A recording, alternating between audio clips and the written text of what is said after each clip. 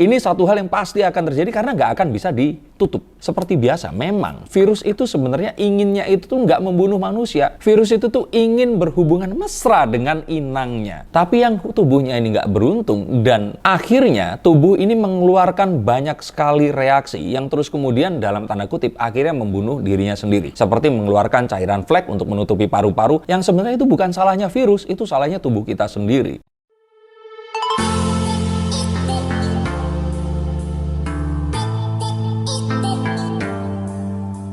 Halo Sensikers, kembali berjumpa bersama saya Denny Darko. Tidak ada yang namanya misteri, yang ada adalah tanda-tanda yang kita semua coba untuk mengerti. Deltacron ini dikabarkan sudah di depan pintu. Dan ini sebenarnya kita was-was karena kita semua berharap kalau lebaran tahun ini akan menjadi lebaran setelah 2 tahun kemarin kita tidak mudik. Apakah lebaran tahun ini kita akan bisa mudik? Yuk kita akan lihat dari kartu-kartu saya. Dan siap-siap kalau memang harus mudik, siapkan dari sekarang. Kalau enggak, ya siap-siap buat ambiar. Yuk kita lihat kartunya, dan ini adalah kartu yang pertama. Dari kartu ini sebenarnya nggak usah nunggu lama-lama, dan kalau menurut saya sudah resmi kalau sudah ada di luar negeri, tinggal tunggu waktu. Dan saya pikir dalam waktu kurang dari 2 bulan ke depan, Deltacron ini akan segera masuk ke Indonesia. Saya nggak nyumpain, ini sesuatu yang pasti akan terjadi. Saya pakai kartu aja biar sok-sok ngeramal.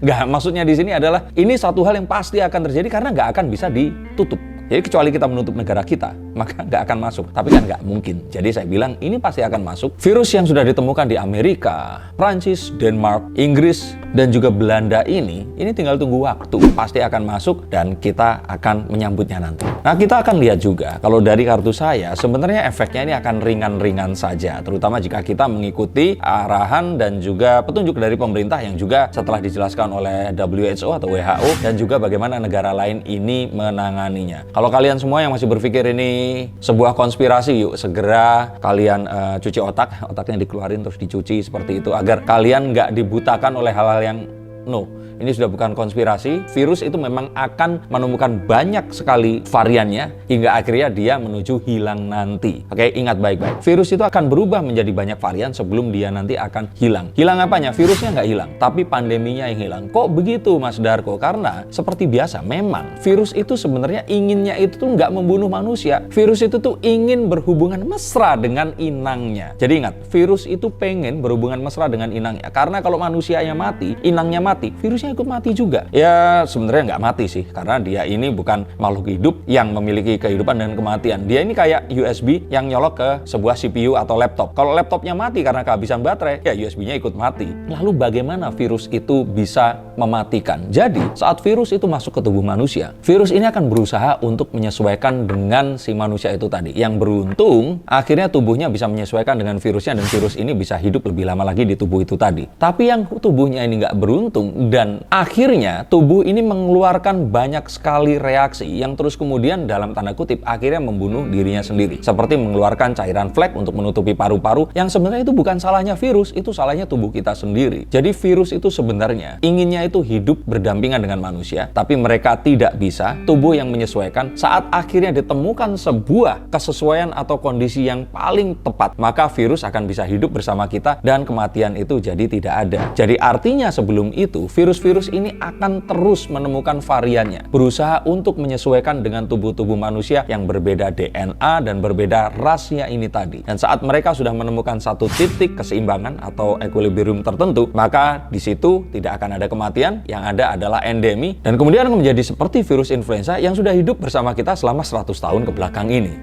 Stop dulu sebentar untuk kalian semua yang merasa atau menganggap bahwa saya hanya membacakan tarot untuk artis-artis. Kalian salah. Kalian pun berkesempatan untuk bertatap muka dengan saya atau menanyakan apapun yang kalian ingin tanyakan, dan biarkan kartu-kartu saya di sini mencoba untuk mencarikan alternatif jalan keluar dari pemecahan permasalahan yang terbaik untuk saat ini dan mendatang. Dan saya jamin ini semua akan private, hanya kalian dan saya yang akan mengetahuinya. Apapun permasalahannya. Karena saat sebuah masalah terjadi, sebenarnya sebuah solusi itu menanti. Dan siapa tahu solusi terbaik dari permasalahan kalian akan ketemu saat kalian ngobrol dengan saya, dan izinkan saya untuk membuka setiap kartunya kepada kalian. Hubungi segera nomor di bawah ini, dan pastikan nomor ini saja, dan izinkan saya untuk membantu memecahkan permasalahan apapun yang kalian alami. Semoga informasi ini bisa membantu kalian memecahkan permasalahan kalian. Oke, lanjut ke konten yang berikutnya. Yuk. Katanya akan ada sebuah usaha untuk menguji dan melonggarkan ini semua hingga akhir Maret. Tapi saya lihat nanti, ini semua akan berhasil kok.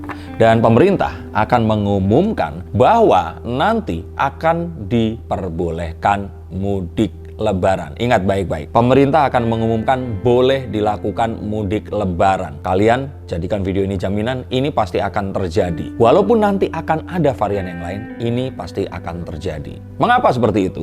Karena saya lihat mudik Lebaran ini akan menjadi sebuah jumpstart, sebuah cara yang selama ini dinanti-nanti untuk mengembalikan perekonomian seperti dulu lagi. Dan ini pasti akan diumumkan jauh hari, sehingga harapannya orang ini sudah siap-siap untuk beli mobil lebih awal, atau ganti sofa di rumah karena nanti didatangin sama anak dan cucu, atau siap-siap untuk nyetok minyak goreng dan bahan makanan yang lain karena seakan-akan kalau kita puasa semua makanan pengen kita makan. Dan nanti di akhir Lebaran semua mall ini pasti akan dipenuhi oleh orang-orang yang akan melakukan tawaf keliling mall untuk cari baju Lebaran. Setelah 2 tahun kemarin budgetnya nggak kepakai. Jadi ini sesuatu yang pasti akan dilakukan dan pemerintah akan memanfaatkan ini tadi untuk mengembalikan roda ekonomi di jumpstart agar selama setengah tahun sisanya kita akan bisa terbebas dari dampak yang sungguhnya dari pandemi, yaitu kegagalan ekonomi itu sendiri. Loh, terus kasusnya piye nanti? Kalau saya pikir kasus akan melonjak, tapi semuanya pasti akan kalem-kalem saja karena ini sudah mendekati nanti seperti influenza. Jadi orang-orang yang terkena ya memang akhirnya harus isolasi mandiri, tapi nggak terus akan takut untuk menular dan sebagainya. Dan saya pikir nanti kebiasaan orang mengenakan masker walaupun sudah dibebaskan masih akan tetap digunakan dan beberapa orang akan merasa bahwa kalau ternyata ini berbahaya mereka akan pakai masker. Kebiasaan ini sudah terbentuk selama 2 tahun dan akan menjadi kebiasaan kita sampai akhir hayat nanti. Dan kalau saya lihat ini akan jadi sebuah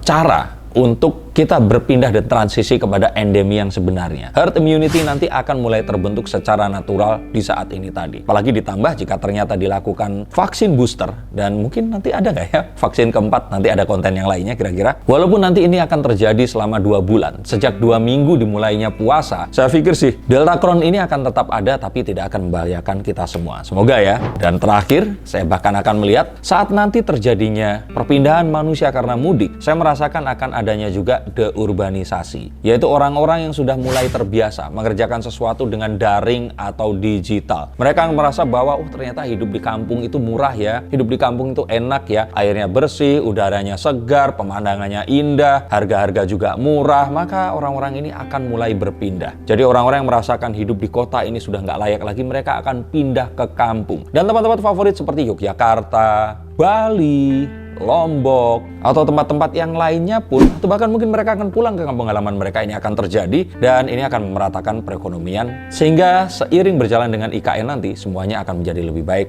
untuk Indonesia. Ini yang bisa saya lihat, semoga ini yang terjadi dan yuk kita akan sambut dan mari kita rayakan kemenangan yang sesungguhnya, yang tentu saja Ramadan kali ini akan menjadi kemenangan tidak hanya untuk umat Islam tapi seluruh penduduk Indonesia beragama apapun dan mungkin saja ke seluruh penduduk dunia. Terima kasih, sampai jumpa dan salam.